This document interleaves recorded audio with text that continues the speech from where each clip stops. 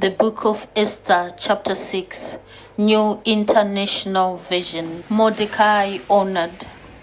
That night the king could not sleep, so he ordered the book of the Chronicles, the record of his reign, to be brought in and read to him.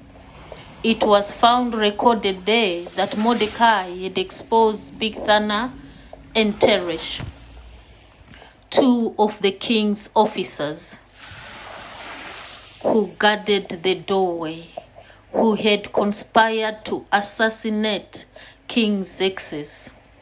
What honor and recognition has Mordecai received for this? The king asked.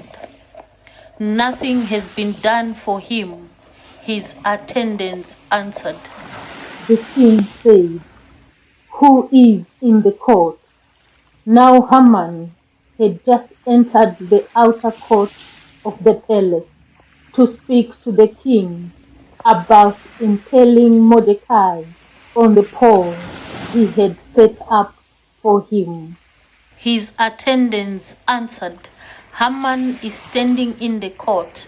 Bring him in," the king ordered. When Haman entered, the king asked him, what should be done for the man the king delights to honor? Now Haman thought to himself, who is there that the king would rather honor than me? So he answered the king, for the men the king delights to honor, have them bring a royal robe the king has worn, and a horse the king has ridden, one with a royal crest placed on its head. Then let the robe and horse be entrusted to one of the king's most noble princes. Let them robe the man the king delights to honor, and lead him on the horse through the city streets, proclaiming before him, this is what is done for the man the king delights to honor. Go at once, the king commanded Haman. Get the robe and the horse, and do just as you have suggested for Mordecai, the Jew, who sits at the king's gate. Do not neglect anything you have recommended. So Haman got the robe and the horse.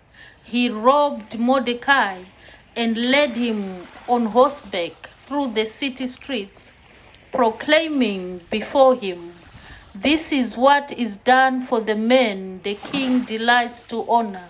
Afterward, Mordecai returned to the king's gate, but Haman rushed home with his head covered in grief, and told Zeresh his wife and all his friends everything that had happened to him.